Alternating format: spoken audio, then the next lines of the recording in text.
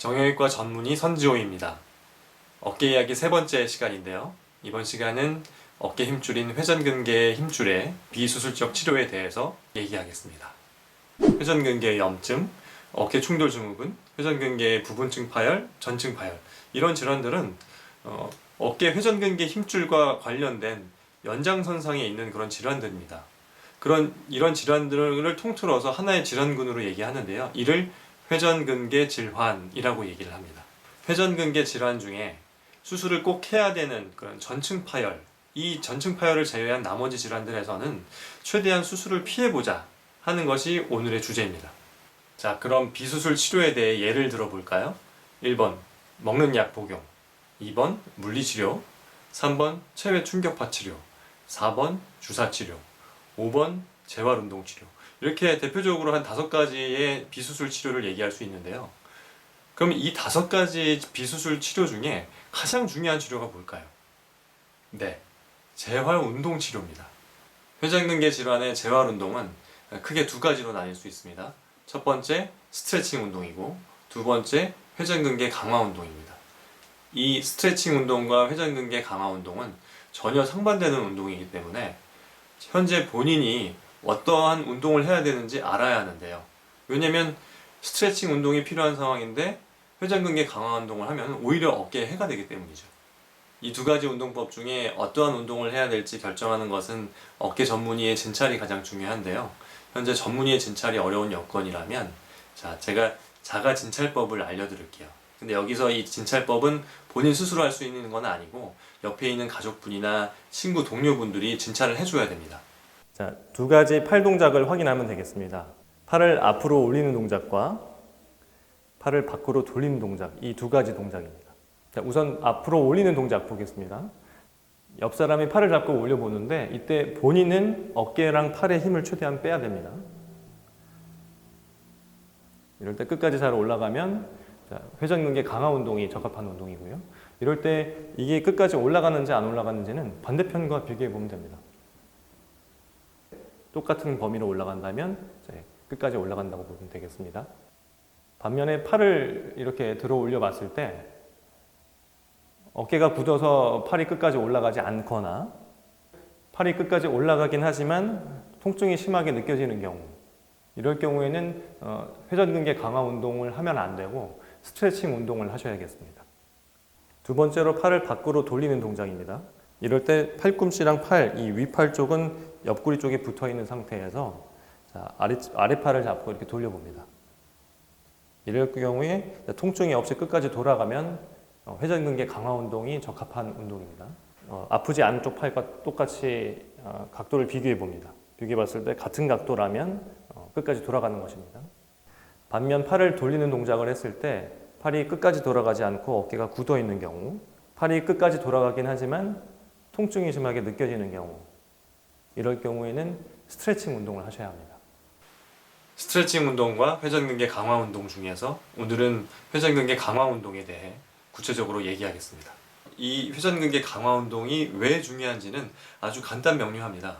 회전근개가 바로 근육과 힘줄이기 때문에 이 강화 운동으로 회전근개 근육과 힘줄이 좋아지는 거죠. 우리 몸의 중요한 관절 3군데, 허리, 무릎, 어깨 질환을 비교해보면 더 명확해집니다. 허리의 대표적인 질환으로 허리 디스크 질환이 있는데요. 디스크는 근육이나 힘줄이 아닙니다. 디스크는 말 그대로 디스크죠.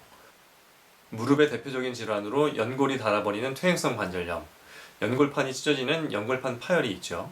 근데 이 연골이나 연골판은 근육과 힘줄이 아닙니다. 그래서 운동을 한다고 해도 근육과 힘줄이 아니기 때문에 그것들 자체가 좋아지지는 않습니다. 자, 그럼 어깨 볼까요? 어깨의 대표적인 질환은 회전근개 질환입니다. 질환의 원인 자체가 힘줄에 있기 때문에 그래서 어깨는 이 회전근개 힘줄을 강화시켜주는 운동이 직접적인 효과를 주는 겁니다. 그래서 강화 운동이 되게 중요합니다. 그래서 어깨는 재활운동으로 낫게 할 수 있습니다. 그럼 재활운동 치료만 다 낫는다고 하는데 약물이나 주사치료, 충격파 치료 같은 건 의미 없는 치료인 건가요? 그건 아닙니다. 지금 당장 어깨가 너무 아픈데 운동만 너무 강요한다면 그건 의미가 없는 치료가 되겠고, 일단은 약이나 주사를 통해서 현재의 증상을 가라앉혀야겠죠. 그러고 나서 운동 치료를 하면 되겠습니다. 구체적인 운동 방법을 얘기하기 전에 몇 가지 주의사항을 말씀드릴게요. 첫째, 이 운동은 취미로 하는 운동이 아닙니다. 회전근개 질환이 있는 환자들에게 적용하는 재활 운동입니다. 그래서 통증이 없는 범위 내에서 해야 하고, 또 처음부터 강하게 해서는 안 됩니다. 약한 강도에서부터 시작을 해야 합니다. 둘째, 앞부분에서 얘기했듯이 어깨가 굳어있는 분들은 이 운동 하면 안 됩니다. 그러면 어깨 더 굳어요. 셋째, 운동의 효과가 나타나려면 꾸준히 하셔야 합니다. 운동은 약이나 주사가 아니기 때문에 하루 이틀 만에 좋아질 수는 없습니다. 적어도 한두 달은 꾸준히 하셔야 운동의 효과가 나타납니다. 회전근개 강화 운동 중에 가장 대표적인 운동이 치료밴드 운동이라고 하고, 이러한 모양의 고무밴드를 가지고 하는 운동이에요. 약 2m 정도 되는 길이의 고무밴드고, 이름이 이제 세라밴드라고 합니다. 인터넷 쇼핑에 쳐보면 세라밴드라고 치시면 많이 판매가 돼요. 제가 따로 협찬받은 건 없습니다. 이 세라밴드는 고무줄의 색깔에 따라서 탄력과 강도가 나뉘어지는데요. 가장 약한 강도인 것이 노란색, 그 다음에 빨강, 초록, 파랑, 검정, 회색, 금색, 이렇게 총 7가지의 색깔이 있습니다.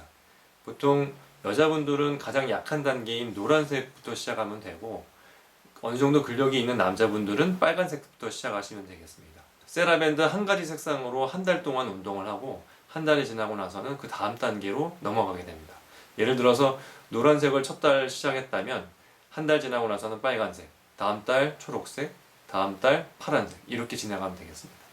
이 치료밴드 운동은 총 5가지 동작이 있고, 각 동작당 5번을 반복을 하셔야 합니다. 제가 이전에 촬영하였던 운동 동영상 보면서 각 동작별로 중요한 점을 짚어드릴게요. 첫 번째, 밖으로 돌리기 동작입니다. 첫 번째 동작은 밖으로 돌리기 동작이고요. 자, 팔꿈치를 떨어지지 않도록 붙인 상태에서 바깥쪽으로 돌리는 동작입니다.